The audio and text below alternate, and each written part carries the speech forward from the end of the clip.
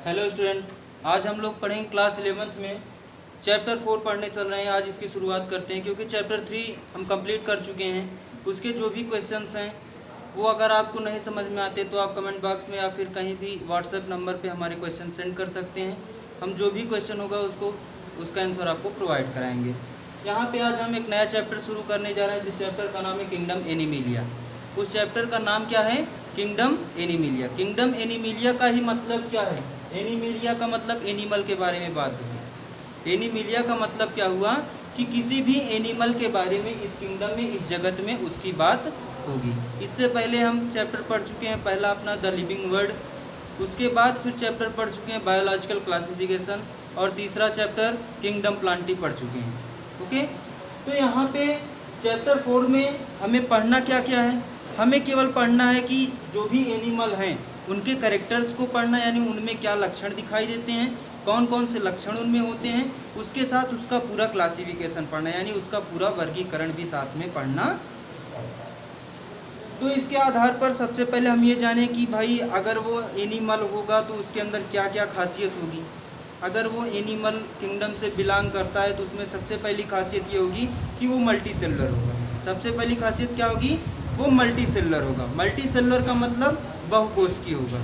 Multi cellular का मतलब बहुकोशिकीय। इसका मतलब यहाँ पे क्या है? बहुकोशिकीय से, बहुकोशिकीय मतलब ये है कि उनके अंदर 2 आर मोर देन 2, यानी 2 या 2 से अधिक सेल्स पाई जाएंगे। 2 आर मोर देन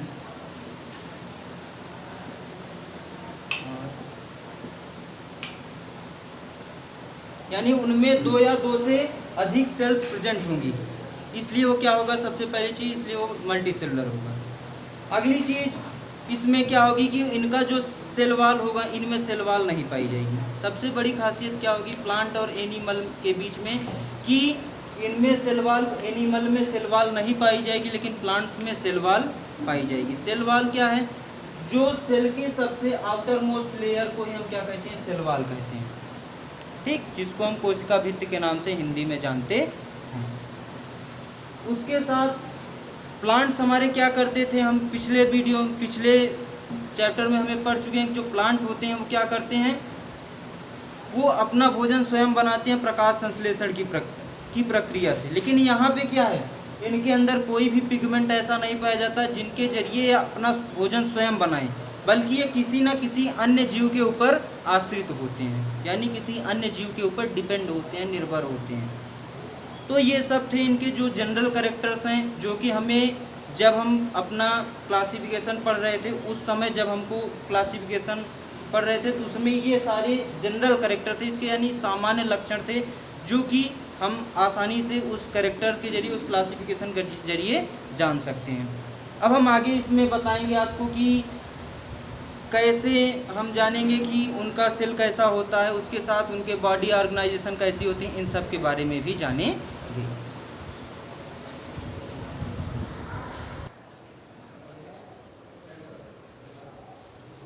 अब हम बात करेंगे एनिमल के जो जनरल कैरेक्टर हैं उनके बारे में बात करेंगे, यानी जो एनिमल है उसका जनरल कैरेक्टर क्या है। यहाँ पे हम सबसे पहला पॉइंट ये बता रहे हैं कि the all organism are multicellular and some are unicellular also. यानी यहाँ पे जितने भी ऑर्गेनिज्म होंगे, जितने भी जीव होंगे, वो कैसे होंगे? Multi cellular. मल्टी सेलुलर का मतलब बहुकोशिकीय, यानी उनके अंदर एक से अधिक कोशिकाएं पाई जाएंगी। उसके साथ साथ कुछ ऐसे भी जीव होंगे जो कि यूनिसेलुलर भी होंगे, यानी उनके अंदर केवल एक कोशिका भी पाई जाएगी। All organism are eukaryotic. दूसरा पॉइंट क्या है कि जितने भी ऑर्गेनिज्म होंगे कैसे होंगे? यूकैरियोटिक होंगे। यहाँ पे जितने भी ऑर्गेनिज्म होंगे कैसे होंगे? यूकैरियोटिक होंगे। अगला point, they do not prepare their own food by photosynthesis, यानी ये अपना भोजन फोटोसिंथेसिस के प्रोसेस से नहीं बनाएंगे। ये अपना भोजन फोटोसिंथेसिस के प्रोसेस से नहीं बनाएंगे। अगली चीज, they do not have cell wall, यानी इनके पास सेल वॉल नहीं होगी। इनके पास अपना खुद का कोई भी सेल वॉल, यानी सेल के ऊपर कोई भी आवरण नहीं होगा, ठीक। अगली चीज, in animal the mode of nutrition is heterotrophic, यानी जितने भी एनिमल्स होंगे उनमें जो मोड ऑफ न्यूट्रिशन होगा, यानी जो भोजन पोषण प्राप्त करने का जो भी स्तर होगा वो कैसा होगा? हेट्रोट्रॉपिक होगा। हेट्रोट्रॉपिक मतलब विषमपोषी। विषमपोषी का मतलब क्या होता है कि ऐसे जीव जो किसी अन्य जीवों पर निर्भर होते हैं उसे हम हेटेरोट्रॉफिक कहते हैं। ठीक, जो कि अपना भोजन स्वयं नहीं बनाते हैं बल्कि किसी दूसरे के ऊपर आश्रित होते हैं भोजन के लिए, उन्हें हेटेरोट्रॉफिक कहते हैं। अब आपके मन में एक विचार ये चल रहा होगा कि भाई अगर हम लोग भी तो एनिमल में ही आते हैं, हम लोग अपना भोजन स्वयं बनाते हैं। हम मान रहे हैं कि आप अपना भोजन दाल भात रोटी सब्जी कुछ भी जो भी बना रहे हो अपने आप से बना रहे हो, लेकिन यहाँ पे एक चीज़ है कि वो जो दाल आ रही है वो कहाँ से आ रही है, कहीं ना कहीं से तो आ रही है। और प्लांट्स में क्या होता है, वो किसी से अन्य पदार्थ नहीं लेते बल्कि वो अपने आप से खुद पूरा भोजन बनाते हैं, इसलिए उन्हें ऑटोट्रॉफ कहा जाता है। हेटेरोट्रॉफ्स का मतलब कि हम कहीं ना कहीं किसी न किसी रूप में किसी दूसरे जीव के ऊपर आश्रित हैं। प्लांट भी तो एक तरीके का जीव ही है। अगली चीज क्या है इसमें कि the body is organised by cell tissue organ and organ system, यानी इनकी जो बॉडी होगी, जो इनका शरीर होगा, उसमें सेल टिश्यू ऑर्गन और ऑर्गन सिस्टम ये सारी चीज़ें पाई जाएंगी। कुछ ऐसे एनिमल होंगे जिसमें केवल सेल पाई जाएगी, कुछ ऐसे भी होंगे जिनमें टिश्यू सेल दोनों पाई जाएगी, कुछ ऐसे होंगे जिनमें ऑर्गन टिश्यू सेल तीनों पाई जाएंगी, और कुछ ऐसे होंगे जिनमें सेल टिश्यू ऑर्गन और ऑर्गन सिस्टम पूरा पाया जाएगा। अगली चीज, the nervous system is present and well develop, यानी उनका जो नर्वस सिस्टम का मतलब तंत्रिका तंत्र जो उनका है वो प्रेजेंट होगा यानी उपस्थित होगा, लेकिन उसके साथ साथ बहुत विकसित भी होगा, यानी वेल डेवलप यानी बहुत ज़्यादा विकसित भी होगा। इतनी बात समझ में आई, इसको नोट कर लीजिए।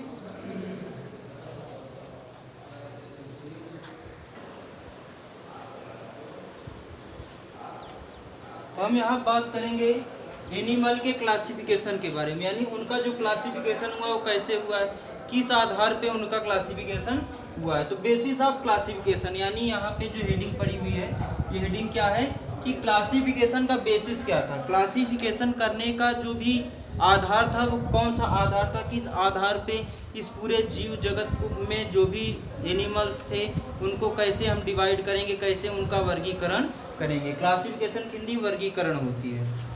इन animals many types of difference are found, यानी इस पूरे भाई ये पूरा जो हमारे यूनिवर्स है, इस यूनिवर्स में बहुत तरीके के ऑर्गेनिज्म पाए जाते हैं, बहुत तरीके के एनिमल्स पाए जाते हैं, जिनमें कुछ ऐसे होते हैं जिनमें इतने प्रकार के हैं कि जिनको हम ऐसे साधारण रूप से उनके बारे में जान नहीं सकते हैं। इसके लिए हम क्या करते हैं, क्लासिफिकेशन करते हैं। इसके लिए हम क्या करते हैं, क्लासिफिकेशन, जिसके जरिए कि हम सभी जीवों के बारे में आसानी से जान सकें।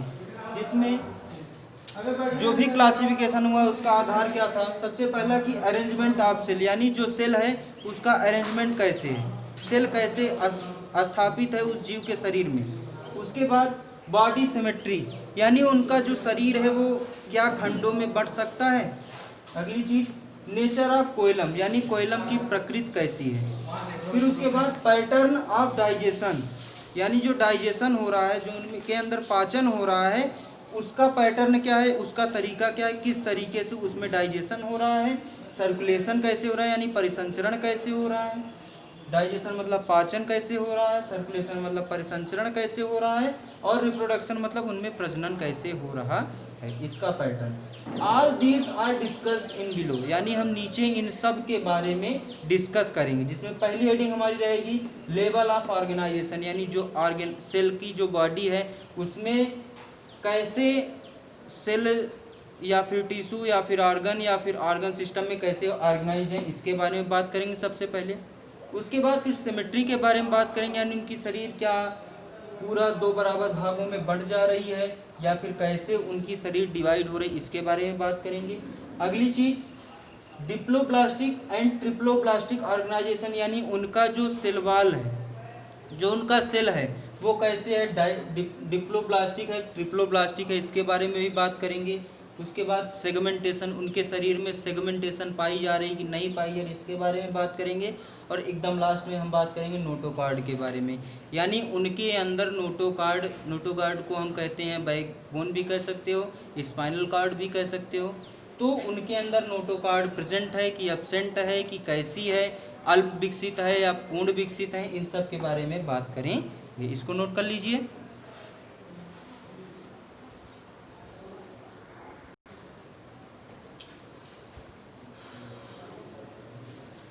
अब हम यहाँ पे आगे देखेंगे, यानी जो एनीमिलिया है उसका जो क्लासिफिकेशन बता रहे थे, जो बेसिस था उसमें सबसे पहला बेसिस हमारा क्या था, लेवल ऑफ ऑर्गेनाइजेशन, यानी जो ऑर्गेनाइजेशन है उसका लेवल क्या होगा।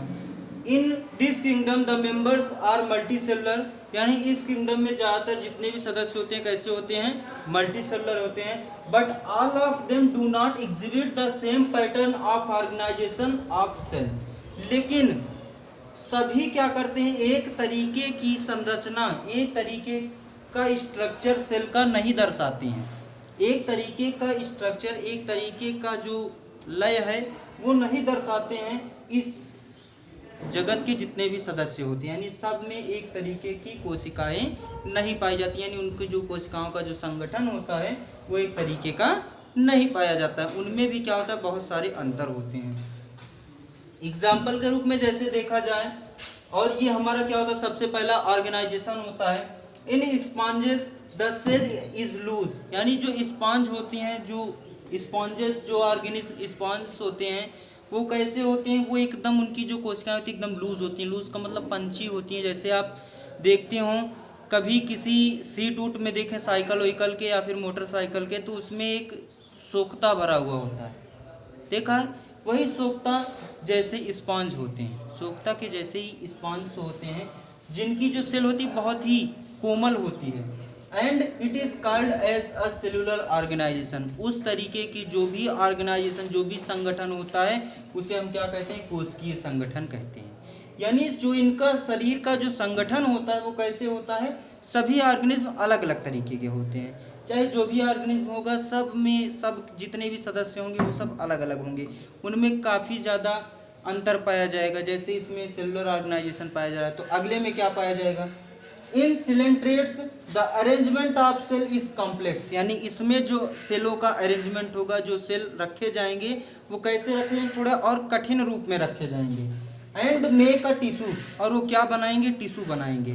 क्या बनाएंगे, टिश्यू का फॉर्मेशन, टिश्यू मतलब ऊतक का निर्माण करेंगे। अगली चीज, in some organism this level is very high, लेकिन कुछ ऐसे भी ऑर्गेनिज्म होते हैं, कुछ ऐसे भी जीव होते हैं जिनमें कि ये जो टिश्यू का ऑर्गेनाइजेशन था उससे भी कई ज़्यादा उच्च क्वालिटी की उनमें ऑर्गेनाइजेशन, उनमें संगठन होता है, जिसमें and make a organ level, और वो क्या बनाते हैं, हमारे अंग का एक स्तर बनाते हैं। किसका, अंग बनाते हैं। किससे बनाएंगे, टिश्यू से मिला के अंग बनाएंगे, ठीक है।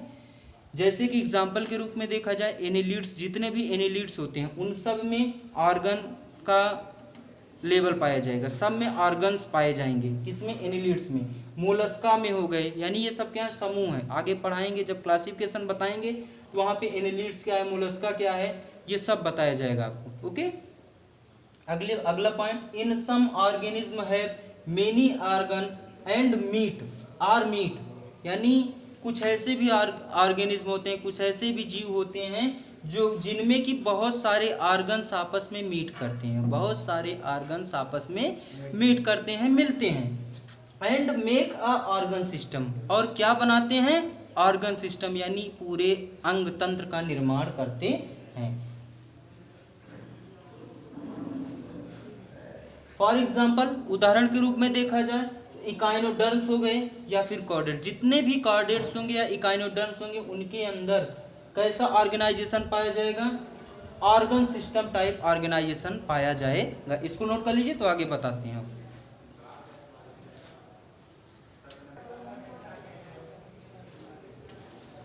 चलिए अब हम आगे देखेंगे इसमें कि जो ऑर्गन सिस्टम है इसमें कुछ ऐसे ऑर्गन होते हैं जो कि डिफरेंट होते हैं, अलग अलग ऑर्गेनिज्म में अलग अलग तरीके के ऑर्गन्स भी पाए जाते हैं। इनमें क्या है कि organ system is different in group of animal exhibit various patterns, यानी जो ऑर्गन सिस्टम होता है ऑर्गेनिज्म का, जो अलग अलग तरीके का जो भी ऑर्गन सिस्टम होता है वो अलग अलग ऑर्गेनिज्म में अलग अलग तरीके का पाया जाता है।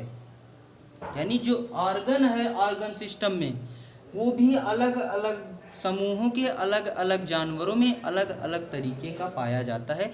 इसका बहुत तरीके का पैटर्न इसका भी होता है। इसमें पहली कुछ एग्जाम्पल दिए गए यहाँ पे, उसके आधार पे हम समझेंगे कि कैसे ये सारी चीज़ें कैसे अलग होती हैं, कैसे इनमें डिफरेंस होता है। इससे पहले जिसमें एग्जांपल के रूप में the digestive system of Platyhelminthes, यानी प्लेटीहेल्मिन्थेस समूह का जब हम डाइजेस्टिव सिस्टम देखेंगे उसमें क्या होगा, has only one opening to the outside of the body that serve as both mouth and anus called incomplete. यानी इनका जब हम प्लेटीहेल्मिन्थेस का डाइजेस्टिव सिस्टम यानी इनका जब पाचन तंत्र देखेंगे तो उसमें क्या होगा कि उनमें केवल एक ही छिद्र पाया जाता है। डाइजेस्टिव सिस्टम में इनके केवल एक ही छिद्र पाया जाता है और to the outside of the body यानी शरीर के बाहरी तरफ में एक ही छिद्र पाया जाता है, लेकिन that serve as both mouth and anus, लेकिन वो जो भी छिद्र पाया जा रहा है, जो भी खुला स्थान पाया जा रहा है, उससे माउथ का और एनस का दोनों वर्क उसी से हो रहा है। कहने का मतलब ये है कि उसी से वो खा भी रहा है और उसी से वो एक्सक्रीटरी प्रोडक्ट भी निकाल रहा है, यानी उसके पास वही उसका माउथ भी है, वही उसका एनस भी है, यानी वही उसका मुख भी है, वही उसका गुदाखंड भी वही है। इस तरीके के जो भी डाइजेस्टिव सिस्टम होते हैं उसे हम इनकम्प्लीट डाइजेस्टिव सिस्टम कहते हैं। लेकिन complete digestive system has 2 opening, लेकिन जो कंप्लीट डाइजेस्टिव सिस्टम होता है उनमें 2 ओपनिंग, 2 खुला द्वार होता है। एक तो होता है उनका मुख और दूसरा होता है उनका गुदाखंड, ठीक, जिससे हम एक्सक्रीटरी प्रोडक्ट को बाहर निकालते हैं, लाइक मैन, काऊ, ऊंट। इन सब में आप देखोगे तो इनमें क्या होता है, खाने के लिए मुख होता है और उत्सर्जी पदार्थ को बाहर निकालने के लिए एनस होता है, ठीक। अगली चीज क्या है, as similar in circulatory system, यानी सर्कुलेटरी सिस्टम में देखा जाए, परिसंचरण तंत्र में देखा जाए तो वहाँ पे भी 2 प्रकार के परिसंचरण इनके अंदर पाया जाता है। पहला होता है ओपन टाइप, दूसरा होता है क्लोज टाइप। पहला क्या होता है, ओपन टाइप यानी खुला परिसंचरण तंत्र, दूसरा क्या होता है क्लोज्ड टाइप यानी बंद परिसंचरण तंत्र। 2 तरीके के तंत्र इनमें भी परिसंचरण के लिए भी पाए जाते हैं। तो यहाँ तक आप नोट करिए, उसके बाद फिर हमारा जो लास्ट आज का टॉपिक होगा वो होगा open type and close type. यहाँ तक नोट करिए।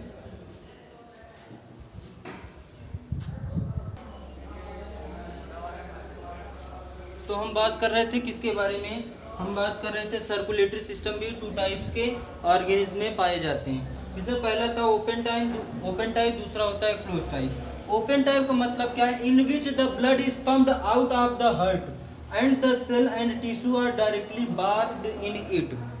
इसका मतलब क्या हुआ कि इन विच उसमें क्या होता है कि जो ब्लड होता है, जो रक्त होता है, is pumped out to the heart, यानी हृदय से तो बाहर निकलता है, पंप होने के बाद हृदय से बाहर निकलता है, and the cell and tissue are directly bathed in it. Bathed, यहाँ पे एक शब्द आ रहा है बाथ्ड, बाथ्ड मतलब क्या होता है, नहाना, ठीक। तो यहाँ पे नहाने से मतलब नहीं, यहाँ पे मतलब है डूबने से, ठीक। यहाँ पे बाथ्ड का मतलब यहाँ पे डूबने से, कि जो उसकी जो भी सेल्स होती हैं, जो भी टिश्यू होती हैं, क्या होती है, वो पूरा डायरेक्टली यानी एकदम स्वतंत्रता रूप से उस रक्त में डूबी हुई होती हैं। ओपन टाइप में क्या होता है, जितने भी ऑर्गेनिज्म के अंदर ओपन टाइप सर्कुलेटरी सिस्टम पाया जाएगा, उनमें जो भी सेल होंगे या फिर जो भी टिश्यूज होंगी वो रक्त में डूबी हुई होंगी, रक्त में डूबी हुई होंगी। लेकिन क्लोज्ड टाइप सर्कुलेटरी सिस्टम में क्या होगा, इसमें in which the blood is circulated through a series of vessels and varying diameter, यानी अलग अलग क्षेत्र के आधार पर, वेरिंग डायमीटर मतलब अलग अलग क्षेत्र के अलग अलग व्यास के आधार पर उनमें एक तरीके की वेसल्स यानी नलियां पाई जाएंगी। नलियों का एक श्रेणी होगा, नलियों की एक श्रृंखला होगी, जिसके जरिए कि जो रक्त होगा वो पूरे शरीर में परिसंचरित किया जाएगा। उस तरीके के जो भी परिसंचरण होते हैं उसे क्लोज टाइप सर्कुलेटरी सिस्टम कहा जाता। इसका जो भी वेसल्स कौन कौन सी होंगी जिनके जरिए सर्कुलेटरी होगा, तो इसमें आर्टरीज होंगी, वेन्स होंगी और कैपिलरीज होंगी। आर्टरी मतलब धमनी, वेन्स मतलब सीरा, ठीक, और कैपिलरीज मतलब जो पतली पतली नसें होती हैं उन्हें कैपिलरीज कहती हैं, पतली नस जिसको कह सकते हो आप हिंदी में, ओके। तो हमारे आधार से जो भी इसके आधार थे क्लासिफिकेशन के, उसमें पहला पॉइंट हमारा था लेवल ऑफ ऑर्गेनाइजेशन। ये हमारा आज कंप्लीट हो गया, लेवल ऑफ ऑर्गेनाइजेशन कंप्लीट हो गया। एक चीज़ याद रखना, ये जो भी चीज़ पढ़ाई जा रही है केवल आपको क्लासिफिकेशन समझाने के लिए पढ़ाई जा रही है, कि जिससे आपको जब क्लासिफिकेशन बताया जाए तो आसानी से समझ में आ जाए। बाकी इनकी कोई आवश्यकता नहीं, आपके सिलेबस में इनकी कोई आवश्यकता नहीं, लेकिन बिना इसके आप क्लासिफिकेशन नहीं पढ़ पाओगे। वहाँ पे जब एक शब्द आएगा क्लोज टाइप या ओपन टाइप, तब आपको कन्फ्यूजन होगी ये क्लोज टाइप क्या गया, ओपन टाइप क्या गया। इसलिए ये सारी चीज़ें आपको बताई जाए, इसको नोट कर लीजिए।